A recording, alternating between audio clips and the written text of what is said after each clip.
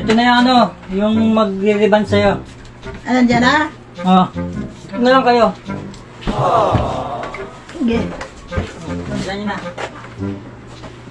Pero ano daw muna, ititinig daw muna yung buhok mo.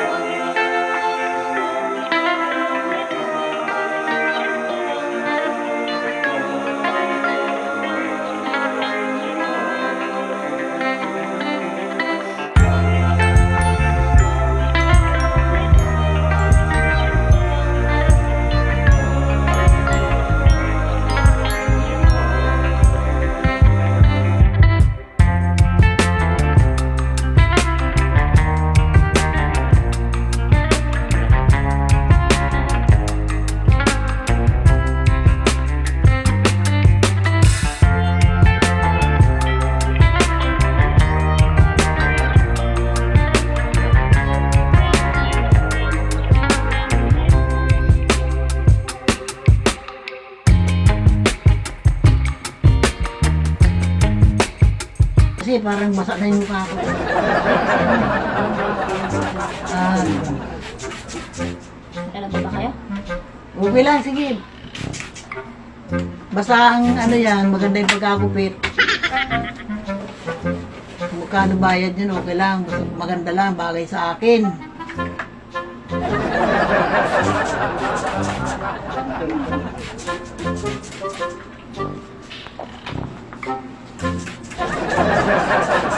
Ginagawa mo? Sigurado na yun. Bakit ganun? Para ako naliligo na. Oo, parang pansin ko, puro tubig na yata. Oo, basa na ang katawan ko ah. Ilan araw? Nay. Ha? I-reband na kasi yung buhok mo, kaya trim lang. Ganay kasi Trim lang mo. pag naputi rin, mawala na rin siguro para maisama na natin. Relax lang, Nay. Hindi, wala akong nararamdaman na. Gunting. O, yan o. Hindi na sa mukha ko mga tubig ah. Ganun pa po kasi dito. Eh, ganun.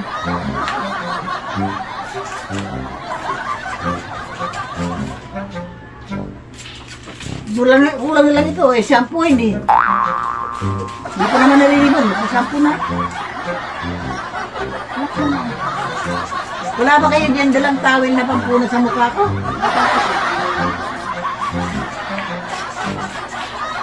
Hala! Basang-basa na katawan ko ah. Maglagay pa ng ganito, babasahin pa ng katawan ko. Pinusulo mo sa likod ko at dibdib.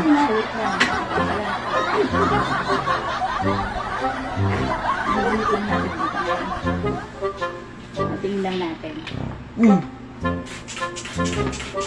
Kulang na lang ako nasa swimming pool na yata ako ngayon. Kiramdam ko, naliligo ako sa swimming pool eh. Sabi niyo, gusto niyo gumanda, di ba? Oo nga, kaso pero, baila ako nakaranas ng gitong-git na naliligo. Ganon. Meron naman po na eh. Nakita ka mainit yung panahon ngayon. Meron ba naman na nagpapagwilito sila? Paliguan nyo dito sa parlor? Sila, gusto na akong buhusan eh. Request ka lang.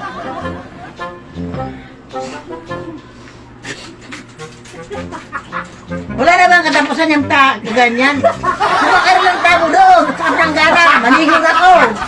Ayan, basang-basa na ako. It's a prank! Maligog ako. Ano ba na lagi na ako sa akin? Oh.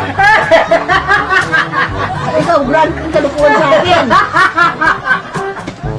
At kailan, di ka na bago. Nakaligo na nga. Maligo ka na muna, tatawagin ko yung totoong ano. Ano yan? Maligo ka na. Ay, meron ba itong ginagawa niyo sa akin? Ayan, ang damit ko basang basa.